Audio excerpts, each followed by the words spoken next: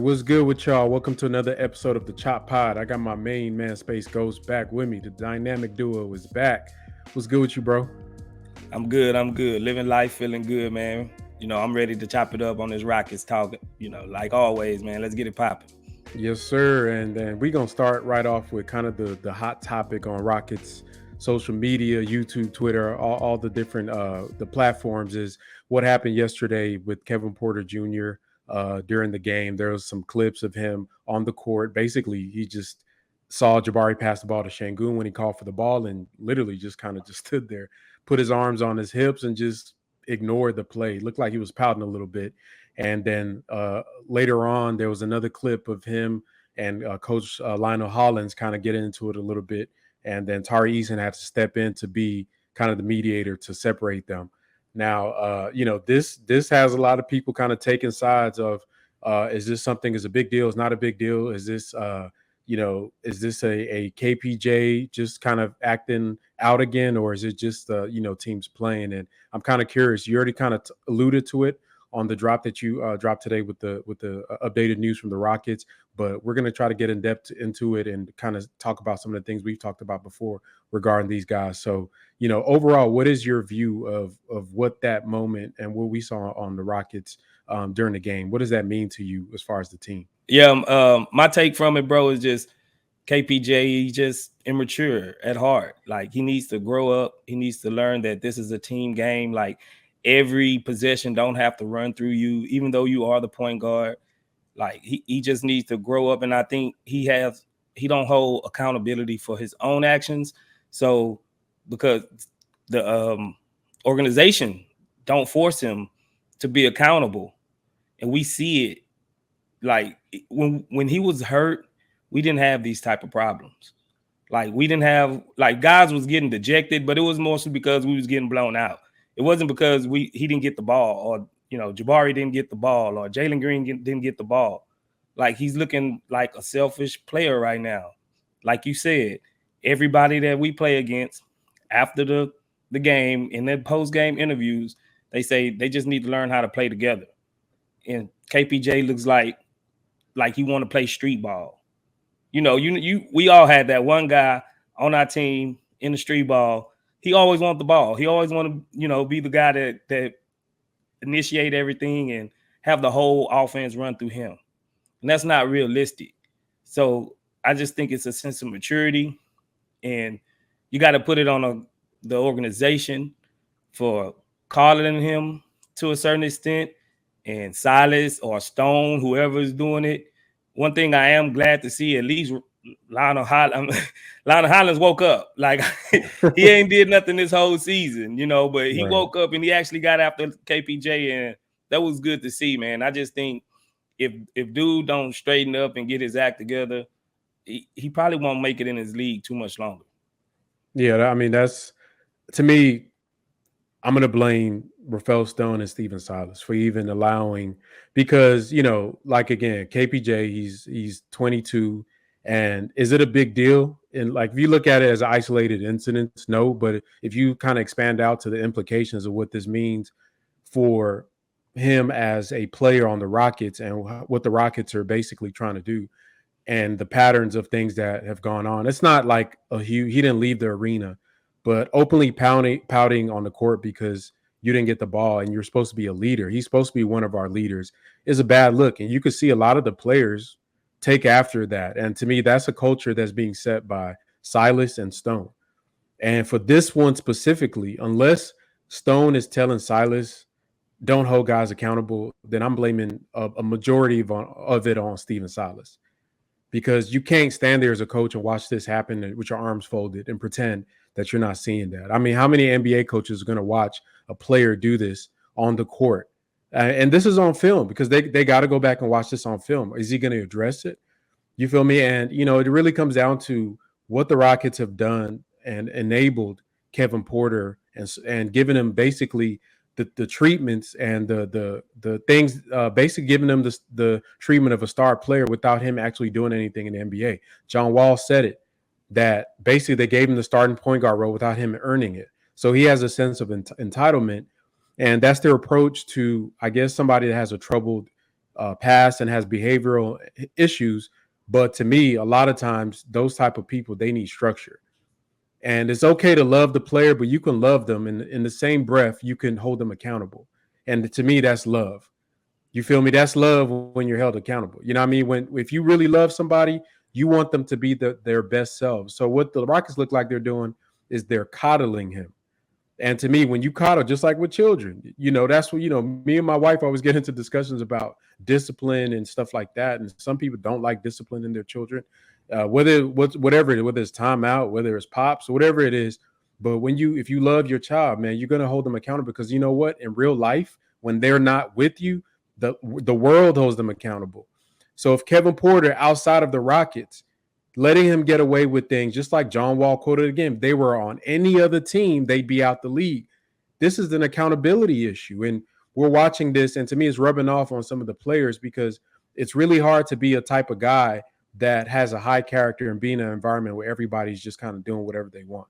It's a damn shame, man. It's a damn shame for the Rockets. And honestly, I'm not, KPJ is going to be KPJ. I'm still going to give him the chance to be under structure. What I mean by that is if we get a better coach that's going to hold him accountable, and if let's say he does that and coach benches him and he flips out and leaves, cut him. That's always been my stance. But for this, I'm going to blame Silas, bro. Like, that's all him. Yeah, I gotta agree with that. And you speaking on a Sunday, man. You preaching right now. For real. Like that's all facts you talking about right there, bro. And I want to make it clear that we're not picking on KPJ. Like we've seen other guys like on simple things. They miss a rotation on defense. Jabari, he's clapping at Sengun. He's yelling at Sengun, vice versa. Sengun don't get the ball on a pick and roll. He's throwing his arms up. He's looking around at everybody. Like most of these guys do this, and it's structure that we need, and it's accountability that we need to where if we're going to take another step, no matter who we bring here, if we have this type of nonsense going on, there's no chance of us being a successful team in the end. Like we're just spinning our wheels because no matter what type of talent we get over here and we allow them to act this way, then bro, is going to be detrimental to the team in the long run. And usually these type of things, even when you get a good team and you have these type of things, rooted down, deep seated into your organization, they usually rear their head at the most ugliest times. When it's the more pressure and the more crucial and the more things get tight, especially like in the playoffs, something like that. That's when these things come back to bite you, bro. And it's ugly. And it's ugly when we see it, bro. And it's like somebody gotta come here, grab this organization by the neck, by the ears, by something, and just slap them and wake them up and be like, man, bro, y'all cannot continue to run this organization this way. We're like a mom and pop shop, compared to every other organization in the league. We're like a mom and pop shop. It's heavy rooted in nepotism. It's heavy rooted in like favoritism. Certain guys get held accountable. Certain guys don't. And it's not what you really need to be a successful organization. Everybody got to be on the right page. Everybody got to be steering the ship in the right direction. Little personal agendas. Oh, I got to get my numbers. I got to get the ball at this time to prove that I'm worth being here. Like even last year, I made the comment to where when Jalen Green's going off, it's like he got to insert himself into the picture to be like, hey, don't forget about me. I can do this too. I can be that guy too. Instead of just taking the step back and being a point guard and feeding Jalen because he got the hot hand. And I, like you said, I blame that on Silas.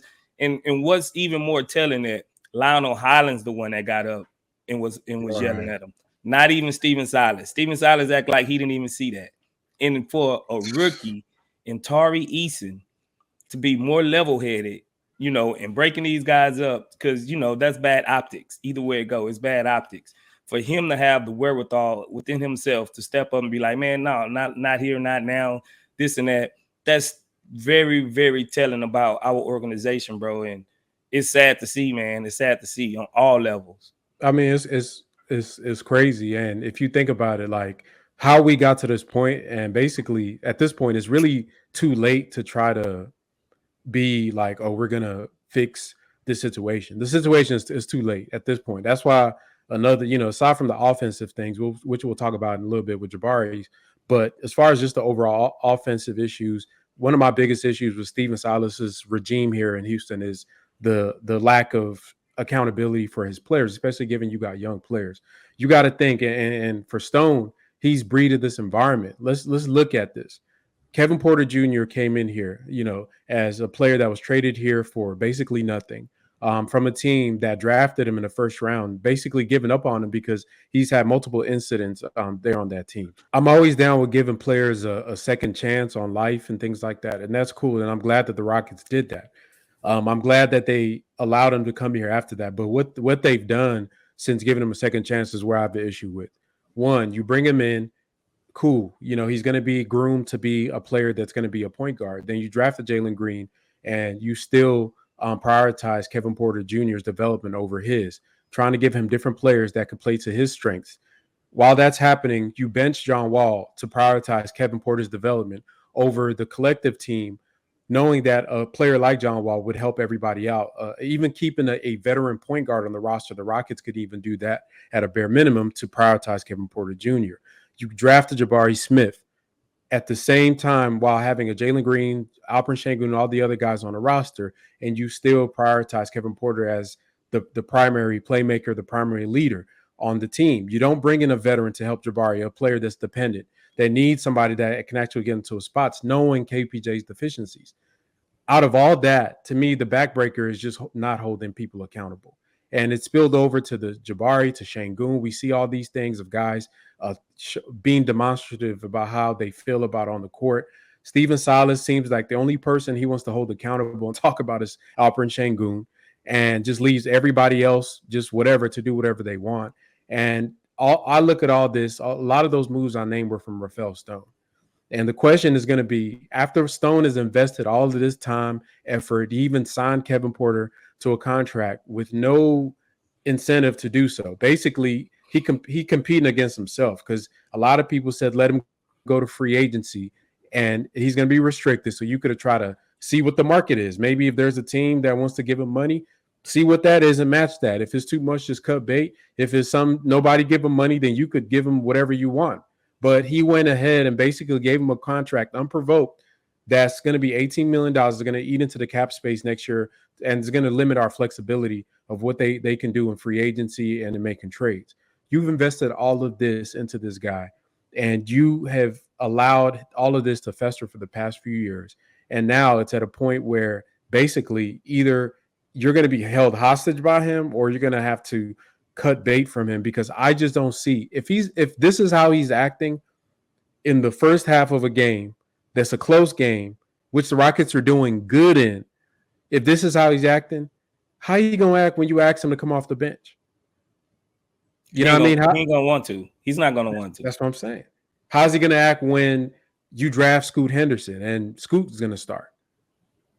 Are they gonna have like a 4-guard lineup to try to basically, you know what I mean? So you start thinking about the Scoot. Maybe Harden comes. Is he coming off the bench? Are the Rockets going to put themselves in a bad position on a basketball court by trying to coddle Kevin Porter Jr.? That's the question to me that like is out there. And I ain't gonna lie, man. Like everybody knows how me and you feel. A lot of the fans feel the same way. Like I love Kevin Porter Jr. probably more than most people that are critical of him. I see the basketball talent, but to me, the Rockets are the ones to blame here, and they got to sleep in a bed that they've made, because it's going to come to a head this offseason. And if they make any moves based on Kevin Porter Jr., then they suck and they deserve everything they got coming to them. I hope Stone get fired, Silas, everybody. I hope Tillman lose the team. Like if they say that we're not going to draft like a Scoot Henderson because of Kevin Porter, like that, if they say we're not going to trade for this point guard because of KPJ, then, whatever they got coming to them is for them, bro. Yeah, I agree with that 100%. And we seemed like after that play, he was pretty much out of the game. He had a pretty bad game the rest of the game, because he pouted that one time. And we see like when he get a a call that he doesn't agree with, most of the time he'll go into a shell or something like that. And I get where a lot of people be like, well, if Harden comes over, he don't need to learn these bad habits from Harden and stuff like that. One thing I would say, Harden he's a cone on defense for the most part, but he do have value somewhere else. He brings a different type of value, and KPJ haven't proven enough to have these type of antics going on court and upstaging the coaches and doing all. He's not worth the headache.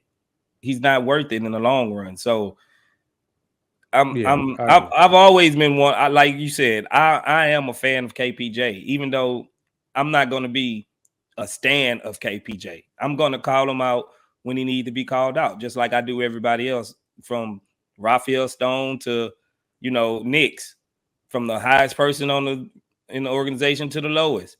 Like, we're going to keep it 100. We're going to keep it a buck, bro. If you're not doing what you're supposed to do, then we're going to let you know about it. And right now, KPJ is really hampering, especially the image of KPJ.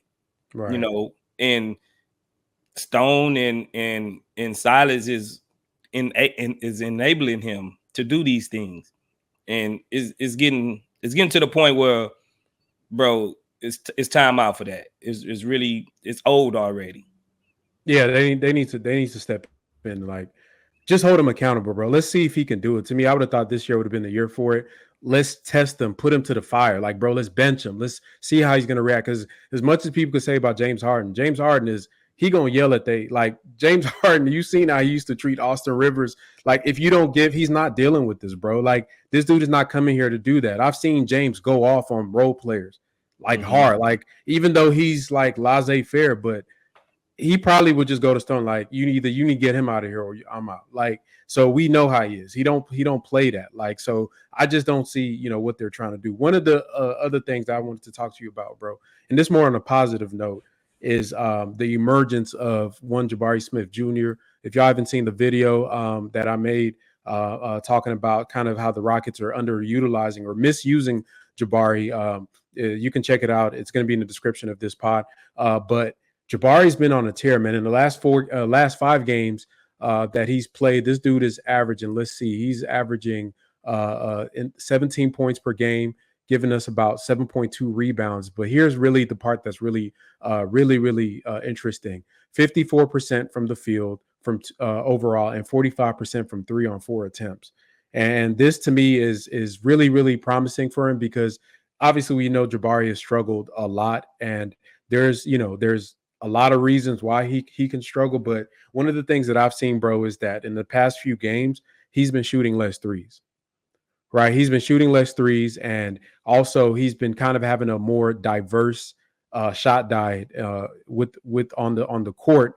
And like he said in the post-game conference after, I think, the game where he dropped 30 points, that he just feels more comfortable now. What do you attribute, like, what have you seen from what Jabari's doing in these past few games to see the difference in him in how he's playing? Like, what have you seen from watching him that you think is something that's impacting that?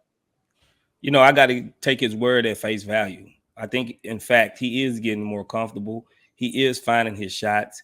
And I guess I will give a little credit to Silas, because I've seen him try to deliberately get him the ball in the elbow, in a high post, on a low block, to get him a little bit closer to the goal.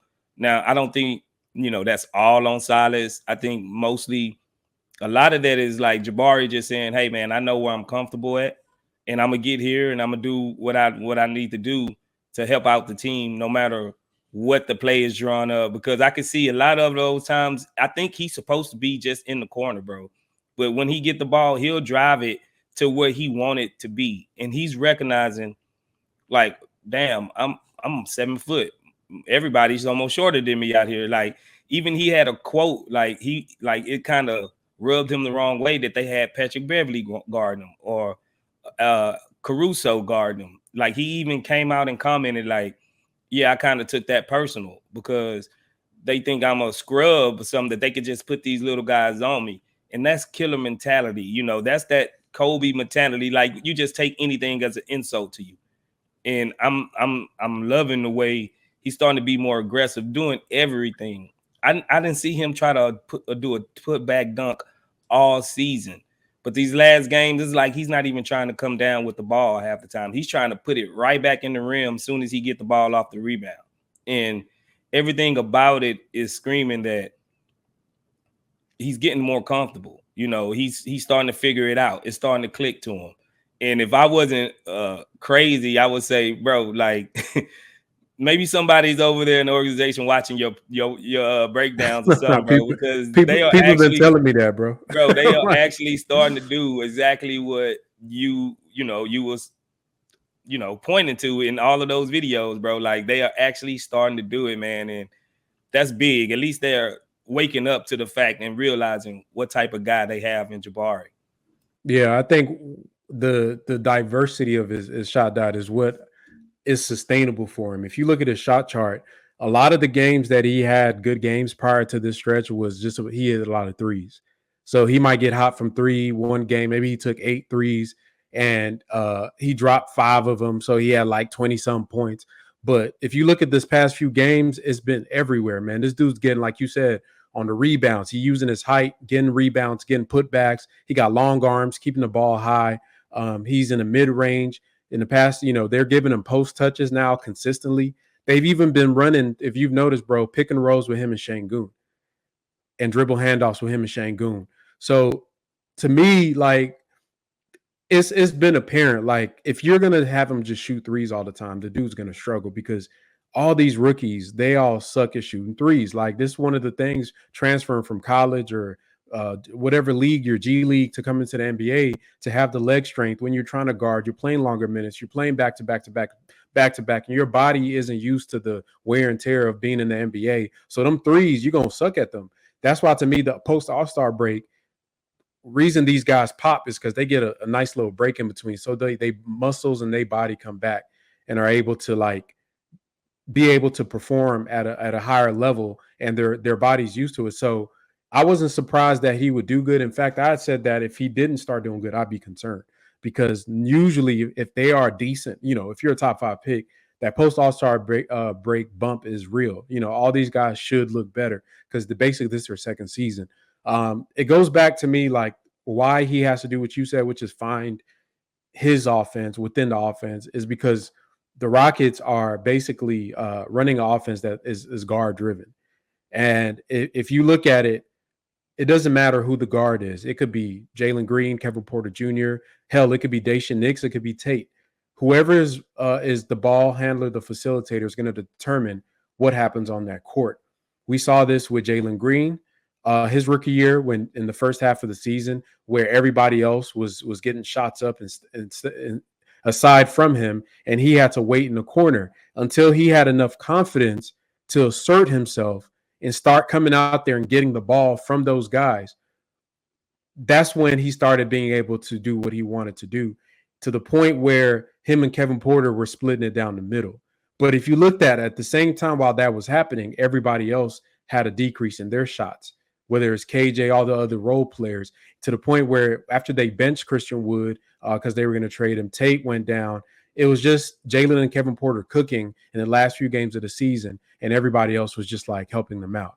The problem with this approach is that when you draft another Jabari Smith, you can't use him like those other guys. I don't want to see Jabari like Kenyon Martin Jr., while Jalen and Kevin Porter are cooking, averaging 50 points per game. Your third overall pick is sitting there looking like he's just another role player. And that's a structure thing. That's a Silas thing. This dude said he doesn't run plays for this kid. That's a damn shame, because now you messing with his confidence, because now he has to basically argue the ball with KPJ, with Jalen, with Sengun. And I'm glad that he's starting to be more assertive, because it's sad that it has to be like you got to like take it from the guys or you're not going to get it. And that whole AAU street ball approach the Rockets have, this is a perfect example of it. They don't have intentionality in what they're trying to do. Like, their game plan is just like, let the guards basically dictate everything. They may have certain things they like to do, but it's still going to be based on what Dacian Nix, Kevin Porter, Jalen Green. When it was Eric Gordon, it was him. Whoever. If Jalen and KPJ's out, Nix having 20 shots, he going to touch the ball 80 times. If he out, it's going to be Todd, whoever it is. They're just going to keep moving it up the food chain. So right now, I'm hoping, bro, like if they get a new coach, man, a system that's going to help everybody out, where it's not based on who you are, it's based on what helps the Rockets win games. And if you're going to be a star player, if Jalen pops off and he's a star, then yeah, he's going to get the most shots and do everything like that. But at the same time, you want other guys to be able to use their talents to help the team win. Facts. And I don't have no qualms of like if a guy got a hot hand, go ahead and ride him. Go ahead and ride that hot hand until it get cold or whatever like that. But I want to see more emphasis on movement and like back cuts. We don't see no back cuts drawn up for nobody. Like if the guy don't move, like then hey, ain't nobody moving. That's a dead possession. You know what I'm saying? Like if you see as a coach, you see that the way the defense is playing a certain group of guys, you should have these plays drawn up to where, hey, we can get these guys moving this way, like intentional movement, like structured movement to where it'll confuse the defense. Like it's so many back cuts and screens and all type of things to do. And like how you did the video for the Warriors and like how they'll set up a look to get somebody else a clear cut to the basket way on the other side under the rim in a far corner that you don't even, see him. And it's just that action. We need more actions. Like these DHOs and everything. Yeah, they're good if you got elite guards. Our guys are not just, I don't want to call them dumb, bro. I really don't. But but their IQ is not there yet, to see, hey, this is how they playing is on the DHO, and I see this man in front of me, then that guy's is automatically open in the corner, skip pass it over there or whatever. Like we need more of a true structured offense that these guys can grasp and actually get these guys going. And that's why I'm all for like a guy like Kenny Atkinson or Ime Udoka. We seen how those offenses are run, and they run sufficiently, especially Atkinson. He's going to bring over a Warriors type offense. Just like Mike Brown went to Sacramento and he implemented that. Now they're the number one scoring team in the league just off of those actions. And they get so many easy buckets, easy buckets. I just don't want to see our guards have to work or anybody have to work as hard as they do right now to get points, bro. It should be way easier than what we make it out to be. Yeah, and definitely right. I think one thing I have liked, Jalen Green's been playing really, really well these past few games, and really he's just been getting downhill, getting to the basket. And that's really I'm hoping he's seeing that. Like, bro, you're just like Jabari. I think Jalen's being misused. He's shooting way too many damn threes as well. Like these dudes, like they're not just spot up shooters. And when I did that video with the Jabari thing, I was looking at some of the other play types for some of our other guys and how they're being used. Jalen Green's being used. If I looked at the Dallas Mavericks that Coach Salas was an assistant on, and I compared all their charts, you had Jalen being used in the same play types as Hardaway Jr. That's basically what he's getting. A lot of spot up threes, a lot of shots in transition, and a little bit of pick and roll with him as well. Do you look at Sengun and Jabari? They're being used like Maxi Kleber, like centers, role players. Tari and them, all of them are just role players. The only player on the Rockets that has a Luka profile, guess who? Got to be KPJ. Got to be KPJ. ISOs, pick and rolls. That's his profile. And they're using him just like Luka Doncic in the same way. So they're trying to build a mini Dallas, but I just don't see that because we don't have the parts for that. One, we don't have a Luka. We don't have all those type of players. In fact, we have guys, to me, that are more talented collectively. And if that is Coach Salas's only trick, and this is, to me, this is why I'm, y'all know somebody said I never wanted to tell a man he needs to lose his job. But it's gotten to a point, bro. I'm cool with it, bro. Get him out of here. Get somebody that's gonna be. You remember Space when I Yeah, first? you leading the charge now, huh, Frank? Nah, I'm gonna make a shirt, bro. Remember when? Remember, I used to be like, man, I ain't gonna, get a man about his job, and he got to feed his family. Damn that. Then I found out he making $3.5 million. Bro, I pack his bags for him, bro. You get in the bag. You getting it? You could we could have coached the team. This was they wanted. Game plan. I would have got my little whiteboard, just write on there, go hoop with exclamation. We roll the ball out. Y'all figure it out. Y'all figure it out. I know they do stuff. I know people gonna be like that. We know they're coaches. We know Coach Salas is a smart man. Coach Lionel Hollins. They have a staff, and this is no shot at their basketball knowledge. But at the end of the day, the NBA is an outcome-driven league. And at that, and I'm not even looking at wins and losses. I'm looking at development. I'm looking at utilization, how they playing these dudes. And it's not a coincidence for 2 consecutive seasons. The Rockets' top pick has been the worst player in the NBA for the first half of the season. And that's a damn shame because to me, even though you might say, well, they figured it out, at the end of the day, that impacts their quote unquote, like their trajectory because they're behind the curve for everybody. Jabari's been slandered for months now.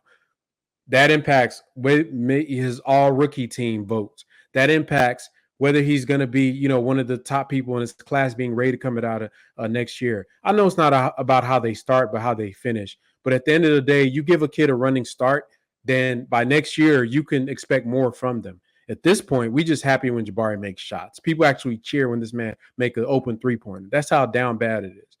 And to me, it never needed to be like that for the Rockets, bro. It never needs to be like that. To me, that's one of the biggest things that they've done. Because now coming into next season, where we expect these dudes to produce outcomes of wins, it's really going to be a hard thing for them to do. Because this whole time, they've been getting away with doing bad stuff on the court. But I do like the way they've been playing recently. I do think that this All-Star break has been good for them. I am going to give the coaching staff some love for that. Whatever they're doing is working. And to me, it's kind of reflective in how all the guys are coming together. And it may be a reason why Kevin Porter is feeling like he's been left out because other guys are starting to eat. You feel me?